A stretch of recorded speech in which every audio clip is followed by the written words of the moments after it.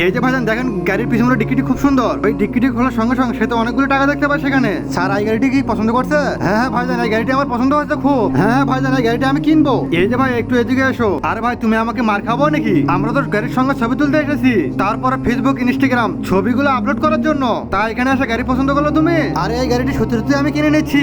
আরে ভাই তোমার পকেটে তো 20 টাকা নয়, তাহলে এই গাড়িটা কিভাবে কিনবে তুমি? আরে একবার এদিকে তাকিয়ে দেখো গাড়ির ডিক্কিতে। আরে ভাই এখানে তো অনেকগুলো টাকা রয়েছে। আরে এরা পরামর্শ করতেছে গাড়িটি এখান থেকে কিনে নিয়ে যাবে মনে হয়। আরে স্যার যে গাড়িটি দেখাচ্ছে তার সঙ্গে তো সেলফি তোলার চেষ্টা করতেছে। আরে ভাইজান এর মধ্যে তো টাকা রয়েছে, আর সে তো একটি টাকা নিয়ে চেক করেছে। আরে এই যে ভাইজান এটা তো আসল টাকা। তার আগে মাকে তো আমরা সবাই ভালোবাসি, আজকে দেখি সেই মাকে ভালোবাসে কে কি এই ভিডিওতে লাইক দিয়ে চ্যানেলটিকে সাবস্ক্রাইব করে দিয়ে দেয়। আসলে আমি দেখতে চাই তুমি তোমার মাকে কতটুকু ভালোবাসো, আর কমেন্টে তুমি অবশ্যই আই লাভ ইউ মা লিখে যাবে। আরে ভাইজান এদের সাথে কথা বলে দেখি মতলবটা কি। তারপরে তো লোক দুটোর সঙ্গে কথা বলতে তারা। স্যার গাড়িটি অনেক পছন্দ হয়েছে আমাদের, পিছনের ডিক্কিটি অনেক বড় রয়েছে। ভাইজান গাড়িটির দাম কত হবে আমাদের বলতে পারবেন? স্যার এই গাড়িটি কালকে তো এখানে জার্মানি থেকে এনেছি।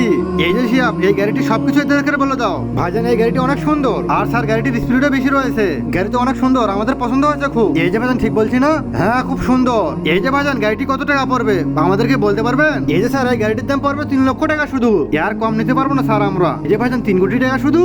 আরে ভাইজান শোনো না, জাপান থেকে এনেছে গাড়িটি, মনে হয় কেউ ভুলতে এই গাড়িটির ভিতরে টাকা রেখে গিয়েছে। চলো ভাইজান এই গাড়িটি এই টাকা দিয়ে আমরা কিনে নেই গাড়িটি। স্যার এই গাড়িটি খুব পছন্দ হয়েছে আমাদের, একটু কমাতে পারবেন দাম একটু এর? এই যে ভাইজান অল্প একটু দাম কমাতে পারবেন? আরে স্যার আপনাদেরকে আমরা নিম্ন দামই বলছি ভাইজান, আমরা এই 3 কোটি টাকায় গাড়িটি বিক্রি করবো। আচ্ছা ভাইজান 3 কোটি টাকায় গাড়িটি কিনে নেবো আমরা।